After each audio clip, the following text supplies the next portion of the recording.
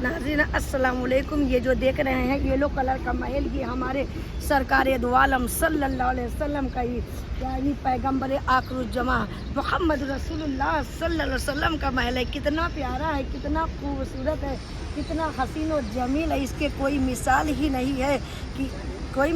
नहीं है कि बीबी आमना फरमाती हैं कि मैं घर में अकेली थी, यानी घर में कोई मौजूद नहीं था। आपके दादा अब्दुल मुत्तलिब खाने काबा के तवाफ़ के लिए गए थे। घर में बीबी आमना अकेली हैं कि अचानक आपको निशाने विलादत ज़ाहिर होता। आप तन्हाई से घबरा जाती हैं, दिल में ख्याल करती हैं कि काश इस वक्त अब्दुल मनाफ के ख़ानदान की कुछ ख़वातीनें होती तो मेरे तन्हाई में मेरी सबब बन जाती। लेकिन किससे कहें, किससे बुलाएं, ना उम्र है, शर्म दामन गिर है। लेकिन नागहां जब अपने निगाहों को उठा कर देखती हैं तो आपका महल खूबसूरत ख़वातीनों से भरा पड़ा हुआ है। आप फरमाती हैं आप लोग कौन हैं, कहाँ से आई हैं? तो उसमें से एक ख़वातीन जो है यानी कि अर्ज करती हैं, ऐ आमिना, मैं आपको मुबारकबाद पेश करने आई हूँ कि आप पैगम्बर आखिरुज़्ज़मा सल्लल्लाहु अलैहि वसल्लम की माँ बनने वाली हूँ। मैं उम्मुल बशर हव्वा हूँ। दूसरे ने कहा मैं फ़िरौन की बीबी आसिया हूँ। तीसरी ने कहा मैं ईसा अलैहिस्सलाम की माँ मरियम हूँ। चौथी ने कहा मैं इब्राहीम अलैहिस्सलाम की अहलिया हाजरा हूँ। बाकी सब बूढ़े बहसती हैं।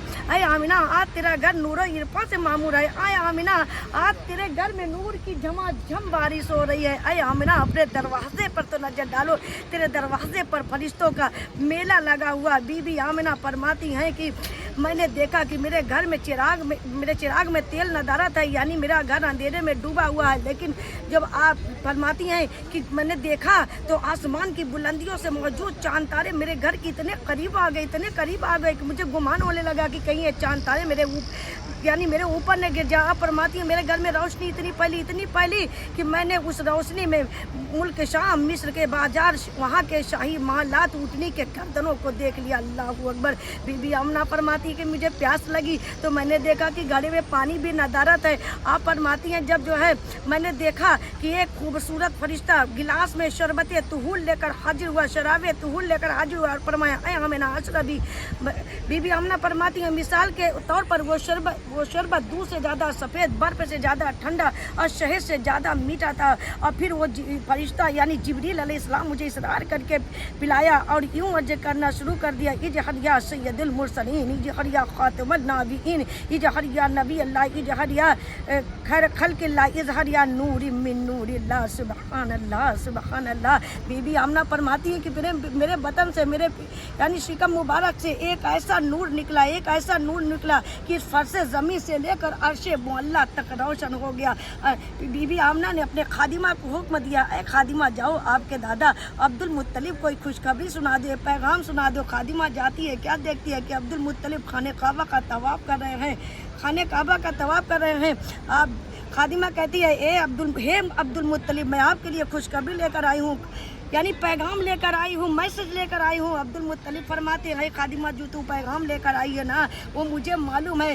खादिमा कहती है मेरे और बीबी आमिना के सिवा तीसरे कोई खबर नहीं मालूम, अगर आपको मालूम है तो मुझे भी बता दीजिए। तो अब्दुल मुत्तलिब फरमाते हैं कि ऐ खादिमा तू यही खबर लेकर आई है ना, यही खुशखबरी लेकर आई है कि मेरे घर में यानी कि पैगम्बर आखिरुज़्ज़मा आ चुके हैं, मेरे घर में अव्वल आखिर नबी आ चुके हैं, मेरे घर में जो है अल्लाह का अव्वल आखिर नबी आ चुका है। अल्लाह अकबर।